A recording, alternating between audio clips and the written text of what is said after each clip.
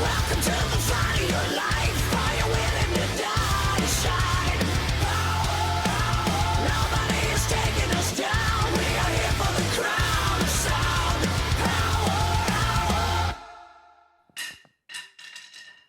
We're here. Welcome to Rockville, day 4. I'm Josh Bernstein. I'm here with Katie Babbs and the one and only Claudio Sanchez from Coheed and Cambria. Sir, Hi. how you been? I've been good. Yeah, rocking.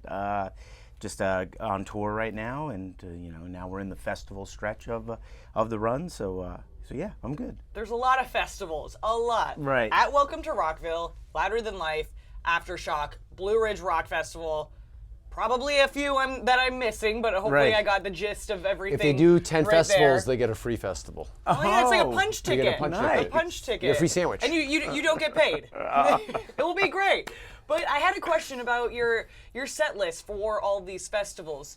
Do you tend to keep it the same with the band, or do you guys try to switch it up for every festival performance? It depends on the festival. Really, like what the festival kind of caters to. So we'll curate a set list to that. So if it's a hair more aggressive, we'll lean towards that part of our catalog.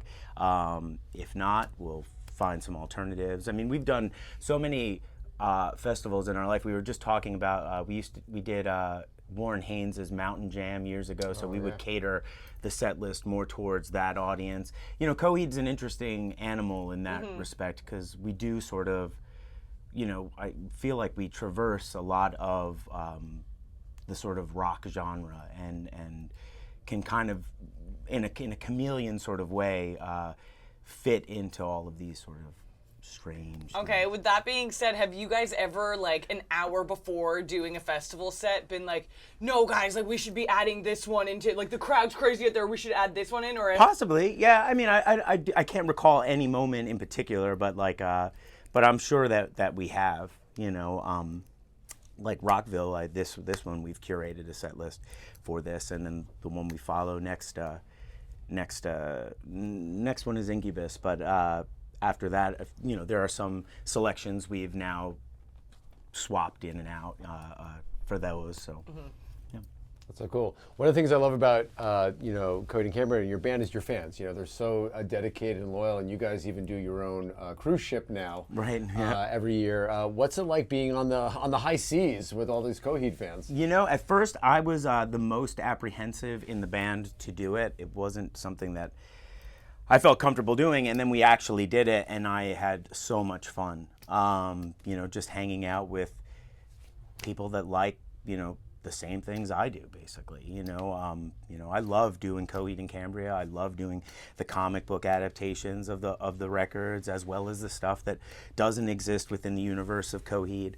And to like, the first night on the cruise ship, I tend to wake up really early. I'm like 4 in the morning, 5 in the morning, so I'm like walking the ship. Yeah, and like I'll walk the ship and I'll hit like the night owl traffic, like everyone that's like kind of up wasted, all night. going back to their room. But I had such a blast, like meeting everyone, hanging with them. They'd take me back to their room, like their fiance is sleeping, and hey, I want you to meet this person, and then like I'm like, oh, whatever, it was so much fun. I had such a blast, and so into doing it again. So yeah, this year we do it every other year, but this year is our second SS Neverender, and I'm actually really looking forward to it. Incredible. Well, shout out to our friends at Six Man. I do some cruises Oh, with them cool. as well. Right on. I do a wrestling cruise with them. Oh, cool. And they are, it's such a, there's always just chocolate covered strawberries everywhere you turn. They're always just feeding you. Yeah, well, it's really cool. I have a fun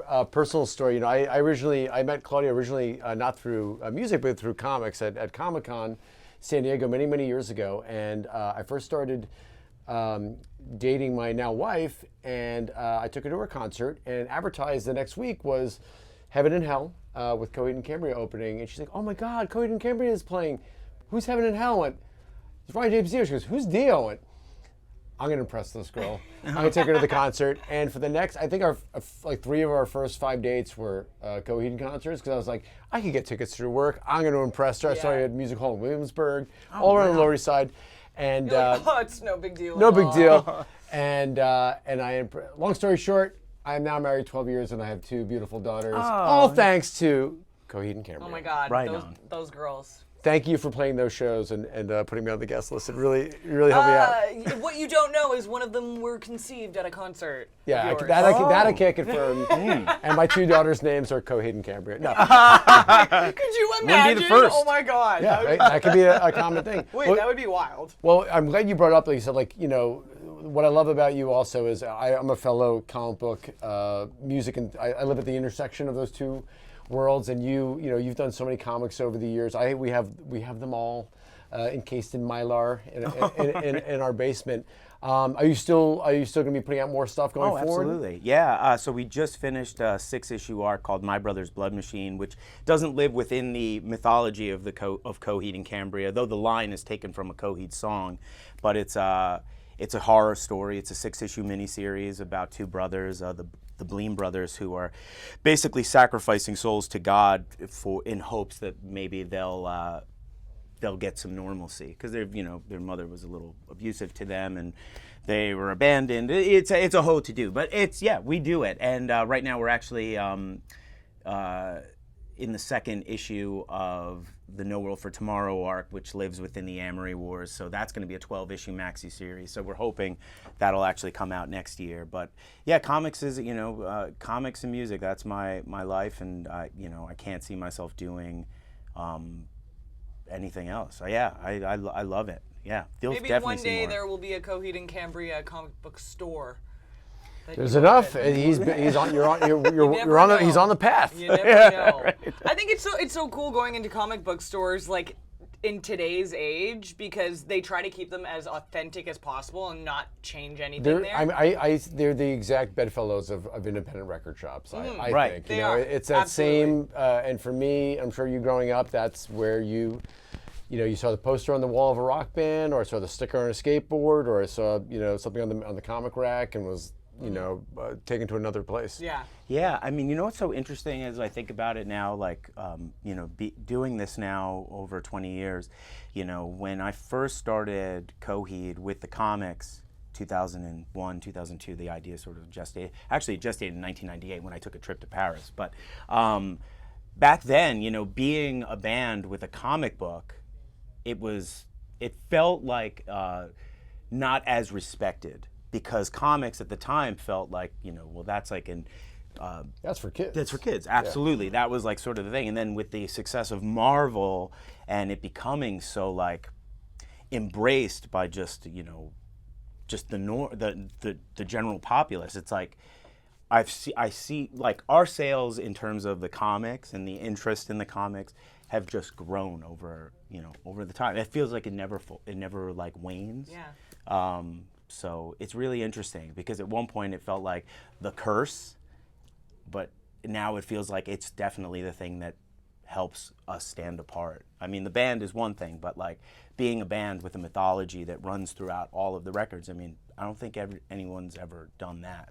No, it's funny. I played in a very highly unsuccessful punk band in New York around 2000, 2001, and our bandmates were all comic book artists. And, Oh, really? And That's cool. we only formed to play our own release party. And then we got on stage at CB's. We're like, this is fucking awesome. Like, we're never leaving. We were nowhere near as technically advanced as you guys were. And we were more Mad Magazine style than That's cool. than That's super Vertigo cool. Comics. So Yeah. but we would go tour up the East Coast. We do comic conventions by day and then shows by night. And the similarities are so much there. But again, there's things you could do in the comics that you just can't do in a music video. You can't put on a Right. shirt. Right. You can blow up the world and put it back together in a panel. Yeah. It doesn't cost you extra, right? Right. To make. So, I mean, I just think there's so many great music comics out there now, and I look to you guys, as total pioneers of breaking. First Kiss in the '70s with the blood. Right. Of course. And again, we also grew up like you said, in the '90s of that heyday of great alternative music, but great alternative comics. Dude, yeah. I Right? mean, we're So- talking Image, like everyone breaking off, Yeah. McFarlane, Lee, and creating Image. I mean, that was like my first idea of the do-it-yourself Yeah. kind of mentality. And then it was like, oh. And those guys were like Sub Pop rock. and- I mean, Tom McFarlane, those guys were legit rock stars. Yeah, at the for time. real. Absolutely. They realized what their worth Yeah. was, and they were like, we're taking off. But then that made me realize, like, that and then being in a rock band, you don't have to go straight to the major label. There are these Revelations, there's the Sub Pops, the Jade Trees, like, there are these alternative labels that are putting out great music too, like Equal Vision. I mean, that's where we started. So that's what got me into that. So I feel like it all kind of stemmed from being, a kid in a comic book store, grabbing that like first issue of Spawn or something, Right. Yeah. So. Well, we have to bring it up because we normally, it's normally a three-man booth here. We normally have Matt Pinfield as our co-host. Yeah. MP. Big Matty Boy is at his best friend's wedding today in New Jersey, but he insisted that we send our sincerest regards to you, and he wanted to, he wanted to, know what it was like. Working with him back in the day, and obviously he got to A&R you guys at Columbia. What was it like working with Matt back in the day? Matt was amazing. Matt would come up to the sessions. He's actually, and he probably told you the story of like the welcome home chant. Yeah. Only a couple hundred times. Never heard the story. And me, I was like super apprehensive because I was like, we already did that with In Keeping Secrets. But like, no, he was right. Absolutely right. So Matt's just a lot of fun. He traveled around Europe with us. He probably told you about Freedom Night, and everyone's like shirtless. I mean, he told me you saved your life in Vietnam. It's true. It's true. Well, thank you so much for hanging out on the Power Hour here on Access TV. We really appreciate it, and if we can't see your performance, we hope all goes well. Right on. And we'll try our best, though. All good. All right, this has been the Power Hour Backstage. Welcome to Rockville, Access TV, Claudio Sanchez. Check out all his incredible comics. Check out their incredible music. And we'll see you guys out there.